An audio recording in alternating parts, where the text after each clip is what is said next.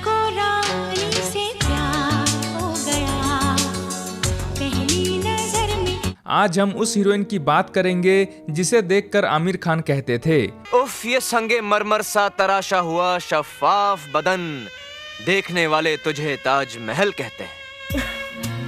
वो एक्ट्रेस जिन्होंने इलू का मतलब हर किसी को समझाया, इलू का मतलब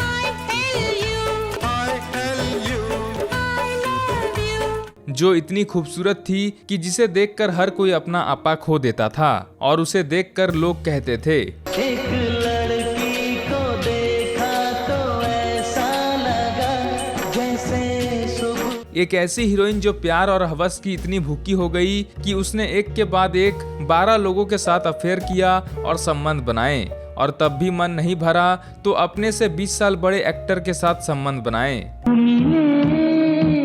दिल खिले और जीने को क्या चाहिए। तो हम बात कर रहे हैं हीरा मंडी की मल्लिका जान एक्ट्रेस मनीषा कोइराला की। आखिर क्यों मनीषा की शादी 2 साल भी नहीं चल सकी और उनका तलाक हो गया? क्यों मनीषा दोबारा शादी नहीं की और अपनी जिंदगी अकेली काट रही है? कैसे अपनी एक फिल्म की शूटिंग पूरी करने के बाद जब उसने उस फिल्म को देखा तो वह शर्मसार हो गई और फिल्म की रिलीज को रोकने के लिए हाईकोर्ट तक पहुंच गई थी। कैसे वह शराब, सिगरेट, हवस आदि नशे से इतने बुरे हालातों में पहुंच गई थी कि उसे कैंसर हो गया। क्या बात है मैम, आज आप हार्ड ड्रिंक ले रही हैं? जिंदगी में जब बदलाव आता है ना लीजा, तो बहुत कुछ बदल जाता है। कैसे मनीषा बॉलीवुड में बोल्ड सीन देने के चक्कर में हर किसी ने उसका इस्तेमाल किया और इस्तेमाल करके छोड़ दिया।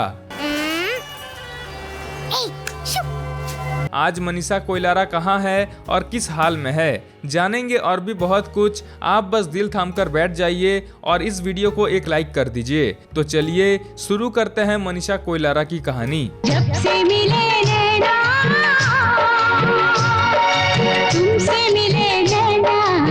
मनीषा कोइराला का जन्म 16 अगस्त 1970 को नेपाल के काठमांडू में हुआ था। उनके पिता का नाम प्रकाश कोइराला है जो नेपाल में मंत्री रह चुके हैं। उनकी मां का नाम सुषमा कोइराला है। मनीषा के दादा नेपाल के प्रधानमंत्री रह चुके हैं, मतलब वह एक दमदार पॉलिटिकल और राजशाही बैकग्राउंड से आती है। मनीषा का बचपन नेपाल में नहीं बल्कि अपनी नानी के पास बनारस में बीता। उनकी शुरुआती पढ़ाई लिखाई भी बनारस में हुई। इसके बाद उन्होंने दिल्ली से अपनी पढ़ाई पूरी की। मनीषा बचपन से ही डॉक्टर बनना चाहती थी और बिना कहीं ध्यान भटकाए डॉक्टर बनने की तैयारी कर रही थी। लेकिन एक दिन उन्होंने नेपाली फिल्म देखी और फिर क्या, सपना बदल गया और अब वो एक्ट्रेस बनने का सपना देखने लगी।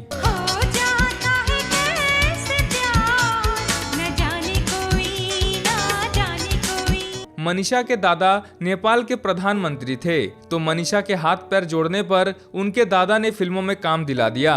उस समय मनीषा की उम्र महज 19 साल थी और उसने पहली बार नेपाली फिल्म फेरी भेटौला में काम किया जो 1979 में रिलीज हुई थी। इसके बाद वह सीधे बॉलीवुड में हीरोइन बनने का सपना देखने लगी। मजाक है क्या? हाँ, उनके लिए ये मजाक ही था क्योंकि उनका परिवार नेता वाला था। उनके लिए बस एक इशारा ही काफी था, जैसे आज के समय में सलमान खान है। मोहल्ले का नाम खराब करोगे, बस्ती का नाम खराब करोगे, कहाँ का है बे तू? तो फिर मनीषा मुंबई पहुंच गई। मनीषा फिल्म के सेट पर जाते ही डायरेक्टर से सीधे फिल्म में हीरोइन बनाने को कहा क्योंकि वह स्ट्रगल नहीं करना चाहती थी। और वैसे भी जिसका बाप मंत्री हो और दादा प्रधानमंत्री हो वो भला स्ट्रगल क्यों करे।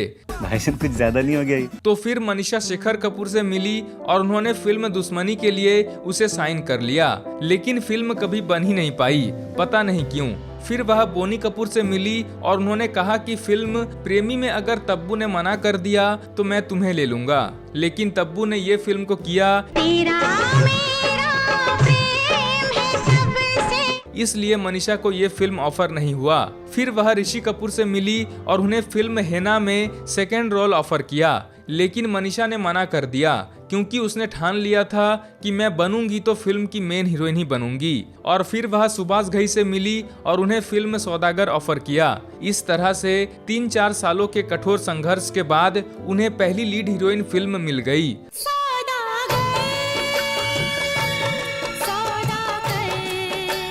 और वह भी राजकुमार और दिलीप कुमार जैसे दिग्गज अभिनेताओं के साथ उन्होंने डेब्यू किया। बड़े पापा कितना चाहोगे जो आप आगे? बेटे हम कब से तुम्हारा इंतजार कर रहे हैं। और उनके साथ नजर आए उस समय के सबसे चार्मिंग फेस वाले भोले भाले एक्टर विवेक मुसरान। तू दिल करता है इलू इलू इलू इलू। फिल्म जबरदस्त हिट हुई और इसके गानों ने तो मानो पूरे देश का दिल जीत लिया और रातों रात मनीषा लाखों दिलों की धड़कन बन गई और बस बॉलीवुड में उनकी जगह पक्की हो गई। इसके बाद 1992 में उनकी 2 फिल्में रिलीज हुई, यलगार और इंसानियत के देवता। दोनों ही फिल्मों में बड़े बड़े सुपरस्टार थे और मनीषा ने भी अपनी खूबसूरती का खूब जलवा बिखेरा। नींद नहीं आती मुझे, नींद नहीं आती है। और फिल्में भी सुपरहिट रही। मनीषा एक जानी मानी एक्ट्रेस बन गई और इसके बाद मनीषा के सामने फिल्मों की लाइन लग गई। उन्होंने एक से बढ़कर एक फिल्मों में काम किया, जिनमें अनमोल, धनवान, मिलन और यूं ही कभी जैसी बेहतरीन फिल्में शामिल रही। ओ जिया कह रहा मेरा जिया। लेकिन ये सभी फिल्में बुरी तरह से फ्लॉप हुई और मनीषा को एकदम से झटका लगा और इसके बाद उन्हें काम मिलना धीरे धीरे कम हो गया। और जब उन्हें कुछ भी समझ में नहीं आया तो उन्होंने अपने माँ को फोन करके कहा, मेरी शक्ति का गलत इस्तेमाल किया गया माँ। ये दुनिया बहुत खराब है माँ, पर आप बिल्कुल फिक्र मत कीजिए, मैं आ रहा हूँ, मैं बहुत जल्द आ रहा हूँ। और एक बार फिर उनके बाप दादा ने चक्कर चलाकर उन्हें फिल्म 1942 अ लव स्टोरी में काम दिलवा दिया। लेकिन जब फिल्म डायरेक्टर विदु विनोद चोपड़ा ने मनीषा का ऑडिशन लिया तो उन्होंने कहा, ये क्या है? और मनीषा ने एक दिन का समय मांगा और खूब गिड़गिड़ाई। तब जाकर उन्होंने मनीषा को फिल्म में ले लिया। फिल्म में मनीषा अनिल कपूर और जैकी श्रॉफ के साथ नजर आए और फिल्म का एक गाना कुछ ना कहो, कुछ भी ना कहो, क्या कहना है, ऐसा हिट हुआ कि जिसका इस्तेमाल करके आज पति अपने पत्नी को टोपी पहनाता है। मुझे ना थोड़े से पैसे। कुछ ना कहो, क्या मतलब? कुछ भी ना कहो, मैंने आपको कहना और किसको कहना है? क्या कहना है। फिल्म का ये गाना भी खूब हिट हुआ। एक लड़की को देखा तो ऐसा लगा जैसे सुबह। और एक बार फिर मनीषा के करियर में उछाल आया और वह लगातार फिल्मों में काम करने लगी, जिसके बाद बॉम्बे, क्रिमिनल और खामोशी द म्यूजिकल जैसी फिल्मों में भी उन्होंने काम किया। बाहों के दरमियां दो प्यार मिल रहे। फिल्म क्रिमिनल से जुड़ा एक कमाल का किस्सा भी रहा। इस फिल्म को महेश भट्ट और मुकेश भट्ट ने बनाया था। फिल्म की कहानी में कुछ खास दम नहीं था और मुकेश भट्ट को डर था कि कहीं फिल्म फ्लॉप ना हो जाए, तो उन्होंने ये खबर फैला दी कि फिल्म की हीरोइन यानी कि मनीषा कोइराला की मौत हो चुकी है। और ये खबर सुनकर लोग परेशान हो गए और क्रिमिनल को मनीषा की आखिरी फिल्म समझकर देखने गए।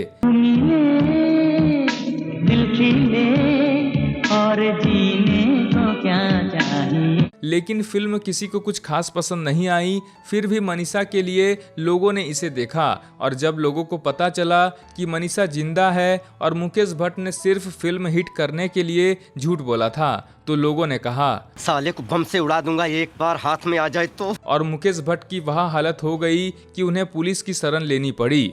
आमिर खान के साथ फिल्म अकेले हम अकेले तुम में मनीषा कोइराला ने काम किया और फिल्म की दमदार कहानी ने सभी का दिल जीत लिया। हालांकि फिल्म फ्लॉप रही, लेकिन इसके गाने तो मानो तू मेरा दिल, तू मेरी जान, I love you। कानों के लिए किसी मधुर आवाज से कम नहीं था। मेरा चुराया क्यों जब ये दिल तोड़ना। इसके सभी गाने सुपरहिट रहे और आज भी लोग इस फिल्म के गानों को ओल्ड इज गोल्ड मानते हैं। दिल कहता है चल उनसे मिल। इसके अलावा अग्नि साक्षी, दिल से और कच्चे धागे भी उनकी बेहतरीन फिल्में रही। फिल्म कच्चे धागे में अजय देवगन के साथ नजर आई और फिल्म के गाने भी जबरदस्त रहे। प्यार नहीं करना जहान सारा कहता है, कोई कुछ कर ले ये प्यार हो।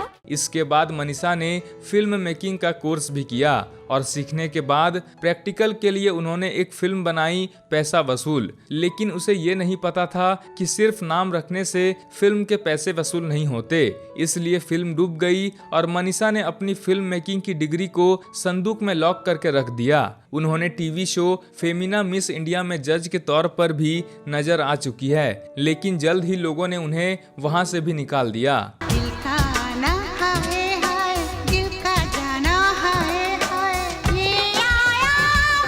अब हम जानेंगे मनीषा कोइराला की पर्सनल लाइफ के बारे में। मनीषा की खूबसूरती के जहां एक तरफ पूरे बॉलीवुड में चर्चे थे, तो वहीं उनकी हरकतें भी चर्चा का कारण रही।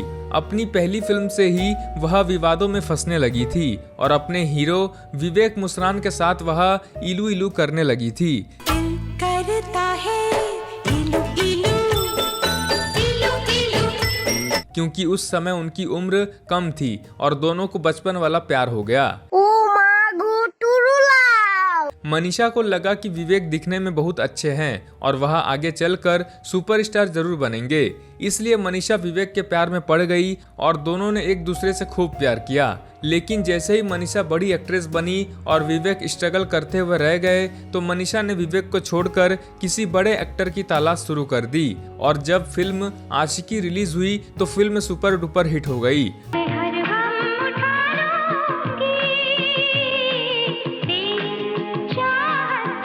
फिल्म के हीरो राहुल रॉय बॉलीवुड का चमकता हुआ सितारा बन गए और हर तरफ उनका नाम हो गया।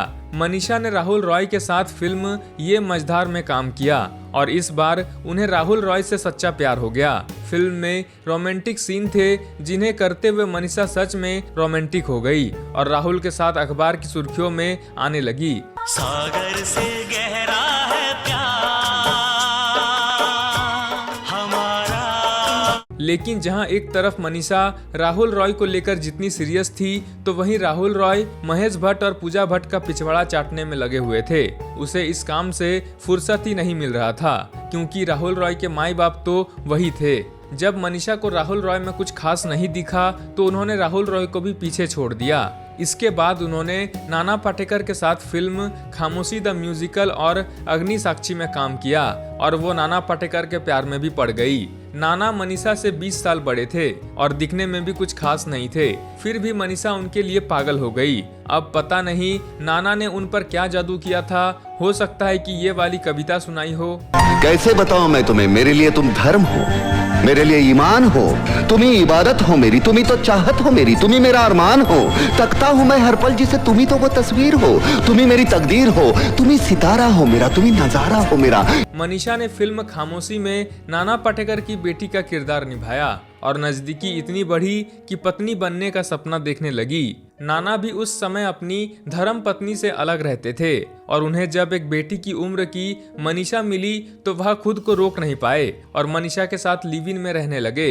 मनीषा नाना की इतनी दीवानी हो गई थी कि आयशा जुल्का और मनीषा के बीच नाना को लेकर खूब लड़ाई हुई और मनीषा ने उन्हें जान से मारने की धमकी तक दे दी थी। और इसके बाद नाना को भी लगने लगा कि यार मेरा तो काफी डिमांड है। रहा नहीं जाता, तड़प ही ऐसी है ना। मनीषा ने एक मैच्योर और सफल आदमी से संबंध बनाई और उनके अंदर भी मैच्योरिटी आ गई और उन्हें समझ में आ गया कि नाना पाटेकर उन्हें कंट्रोल कर रहे हैं। उनके रहन सहन, फिल्में, काम और यहाँ तक कि फिल्मों में वह किस तरह की रोमांटिक सीन कर सकती है और वह क्या करेगी और क्या नहीं करेगी, ये भी नाना ही तय करते थे। और धीरे धीरे मनीषा को नाना पाटेकर से नफरत होने लगी और ये नफरत और भी ज्यादा बढ़ गई जब उन्होंने नाना पाटेकर को आयशा जुल्का के साथ ये सब करते हुए देख लिया। सुन मोरे रानी तोहरी जवानी, बाकी दुनिया पानी पानी, सुन मोरे रानी। और फिर उसने नाना से भी दूरी बना ली, लेकिन नाना का प्यार और धोखा मनीषा पचा नहीं पाई और उनका पेट खराब हो गया। क्या बोला तूने? मतलब वह शराब पीने लगी और बेवड़ी हो गई। नाना पाटेकर के बाद मनीषा की जिंदगी में डीजे वोसेन की एंट्री हुई। डीजे वोसेन के साथ भी मनीषा का लंबा अफेयर चला और बॉलीवुड के गलियारों में दोनों ने खूब सुर्खियां बटोरी।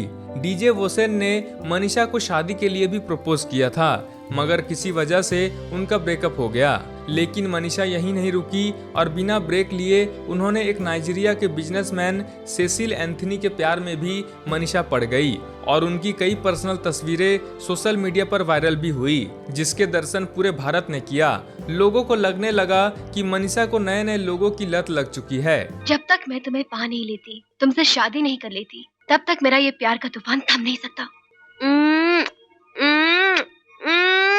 लेकिन ये रिश्ता भी ज्यादा दिनों तक नहीं चला और दोनों अलग हो गए। मनीषा का लगातार ब्रेकअप और काम ना मिलने से वह परेशान रहने लगी और शराब की आदी हो गई और बहुत जल्द वह एक बेवड़ी और नशेड़ी औरत बन गई थी और इसका सीधा असर उनके काम पर भी पड़ने लगा।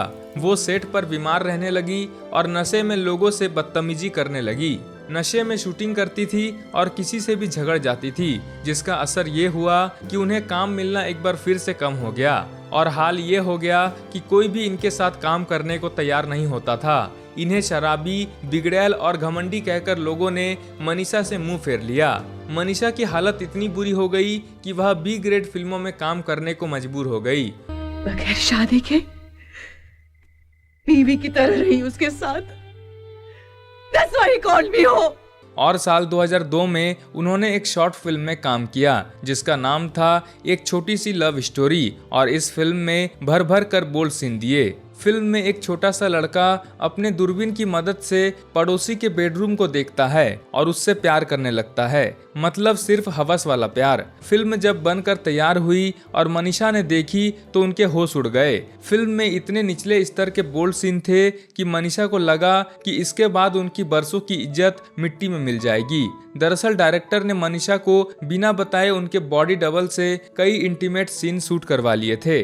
मनीषा ने डायरेक्टर से इन सीन्स को हटाने के लिए कहा, लेकिन डायरेक्टर ने सीधे तौर पर मना कर दिया और मनीषा को चिंता होने लगी और फिल्म के रिलीज पर रोक लगाने के लिए वह लड़ गई। उन्होंने कहा कि फिल्म रिलीज नहीं होगी, लेकिन डायरेक्टर ने कहा, हम मालूम है तेरे बाप को मत सिखा, चल। मनीषा को जब कोई रास्ता नहीं दिखा तो उन्होंने हाईकोर्ट का दरवाजा खटखटाया, लेकिन फिल्म की रिलीज तो नहीं रुकी और फिल्म रिलीज होने के बाद मनीषा की ऐसी इज्जत लूटी कि इसके बाद मनीषा का करियर लगभग खत्म हो गया। इसके साथ लोगों ने काम करने से ही किनारा कर लिया और अब उन्हें बी ग्रेड और सी ग्रेड की फिल्में ही ऑफर होने लगी थी।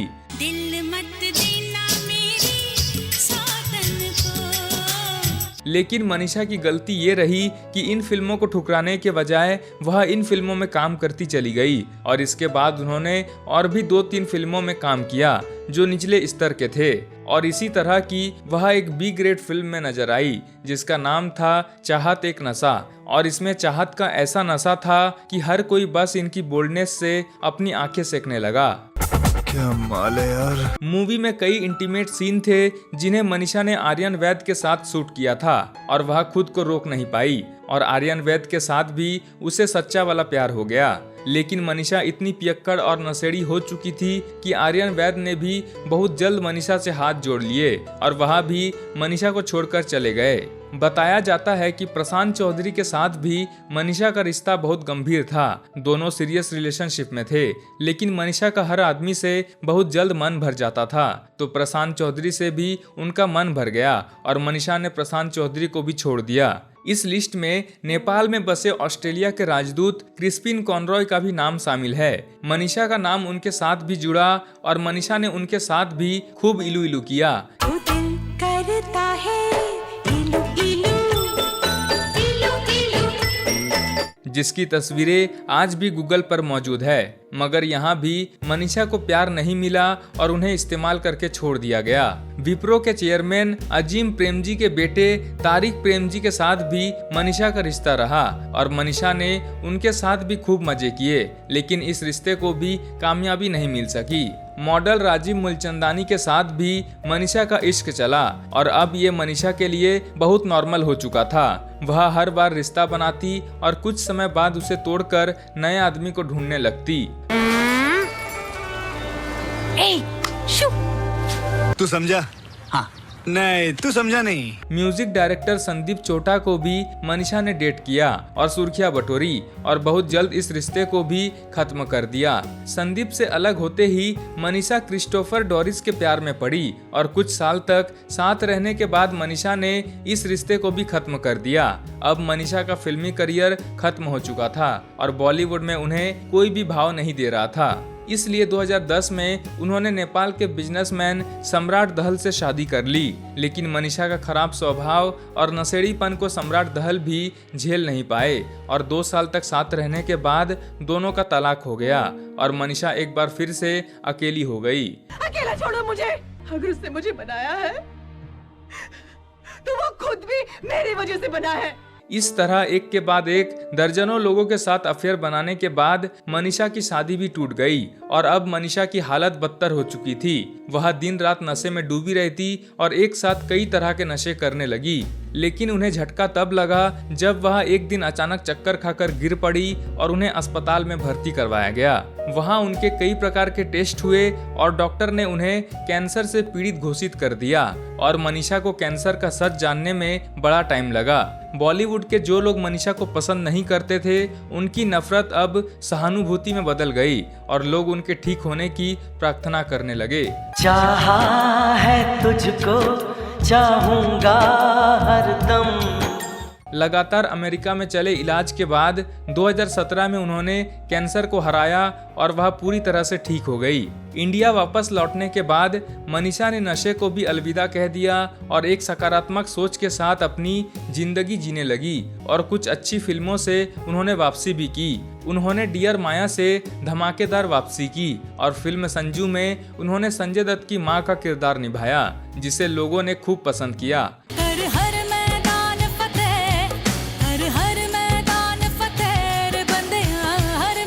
उन्होंने संजय दत्त के साथ फिल्म प्रस्थानम में भी काम किया और इसके अलावा उन्होंने लस्ट स्टोरीज और शहजादा जैसी फिल्मों में भी काम किया और कई तरह के मोटिवेशनल शोज भी की और इसके बाद उनकी इमेज में कुछ सुधार हुआ और लोगों ने उन्हें पॉजिटिव लेना शुरू कर दिया। एक बार जब नेपाल के गवर्नमेंट ने नेपाल का नक्शा पोस्ट किया तो उसने भारत के 3 स्थानों पर दावा करते हुए नेपाल का हिस्सा बता दिया था।